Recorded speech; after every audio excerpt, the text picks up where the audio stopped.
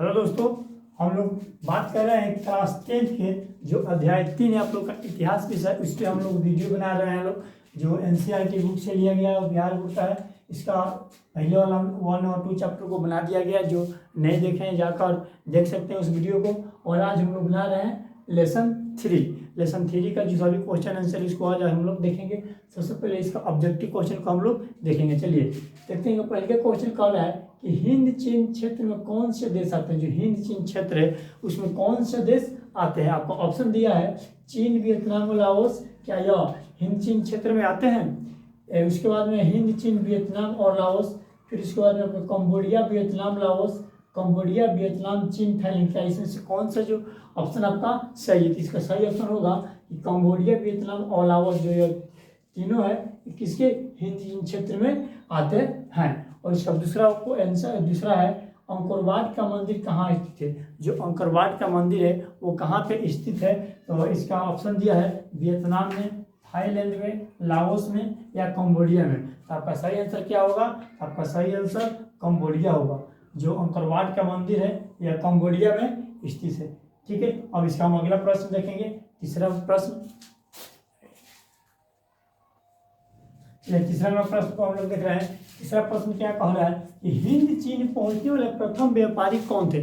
जो हिंद चीन पहुंचे थे वो किस देश के व्यापारी ने पहले हिंद चीन पहुंचे थे वो प्रथम में? तो क्या इंग्लैंड, फ्रांसीसी, पुर्तगाली या डच। ये चार ऑप्शन में कौन जो है हिंद चीन पहुंचने वाले प्रथम व्यापारी थे? बोलिए। तो आपका सही आंसर क्या हो जाएगा? पुर्तगाली।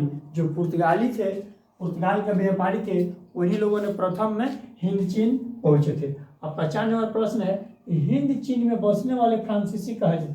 जो हिंद चीन में फ्रांसीसी क्या है? हिंद चीन में बसने वाले फ्रांसीसी क्या कहे गए?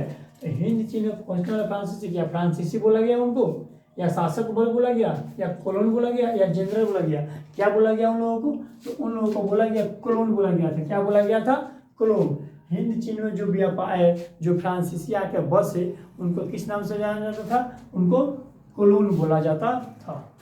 आपका 5वां प्रश्न है कि नरोत्तम सिंहानु, जो नरोत्तम सिंहानु कहाँ के शासक थे। जो नरोत्तम सिंहानु थे वो कहाँ के शासक थे? तो या वियतनाम के शासक थे, लाओस के, थाईलैंड या कंबोडिया। किसके शासक थे? वो थे कंबोडिया के शासक थे। कहाँ के शासक थे? कंबोडिया के। जो नरोत्तम सिंहानु थे वो कंबोडिया के शासक थे। चलिए अब हम अगला प्रश्न देखेंगे 6 नंबर। इसी प्रकार से 6 नंबर प्रश्न देखेंगे हम लोग। 6 नंबर प्रश्न क्या कर रहे हैं कि the history of the loss of Vietnam. क्या है? क्या गया कि the history of the loss of Vietnam किसने लिखा? तो इसको किसने लिखा था? आपका हो ची मिन ने, या फान बोई चाउ ने, कुआंग ने, या त्रियुक ने। यह जो history of the loss of the Vietnam इस बुक किसने लिखे थे? तो इसको लिखे थे कौन? फान बोई चाउ ने। इसका सही ऑप्शन क्या हो जाएगा? बी नंबर, यानी फान बोई चाउ जो the history of the loss of Vietnam book लिखे थे। आपका अगला प्रश्न क्या कर रहा है 7 नंबर कि मार्च 1946 में फ्रांस और वियतनाम के बीच होने वाले समझौते को किस नाम से जानते हैं? जो 1946 में मार्च में हुआ था, फ्रांस और वियतनाम के बीच एक समझौता हुआ था। उस समझौता किस नाम से जाना जाता है? जिनेवा समझौता, हनोई समझौता, पेरिस समझौता या धर्मनिरपेक्ष समझौता। इस चारों में से कौन सा समझौता हुआ था जिसमें 1946 में फ्रांस और वियतनाम के बीच में हुआ था? इसका सही ऑप्शन क्या होगा? हनोई समझौता। जो 1946 में फ्रांस और वियतनाम के बीच में हुआ था उस समझौता किस नाम से जाना जाता है? हनोई समझौता के नाम से जाना जाता है। ठीक है, अगला प्रश्न हम लोग देखेंगे 8 नंबर। 8 नंबर प्रश्न को हम लोग देखेंगे। 8वां प्रश्न क्या कह रहा है? 8वां प्रश्न कह रहा है कि किस प्रसिद्ध दार्शनिक ने एक अदालत लगाकर अमेरिका को वियतनाम युद्ध के लिए दोषी करार दिया था। जो एक प्रसिद्ध दार्शनिक थे जो एक अदालत लगाया और अदालत में अमेरिका को वियतनाम युद्ध के लिए दोषी करार दिया। उनका क्या नाम था? तो उनका नाम रसेल, हो ची मिन, नरोत्तम सिंहानु और रूसो। क्या थे इनमें से? ऑप्शन निकल क्या हो जाएगा? जो अमेरिका को वियतनाम युद्ध के लिए दोषी करार दिया था।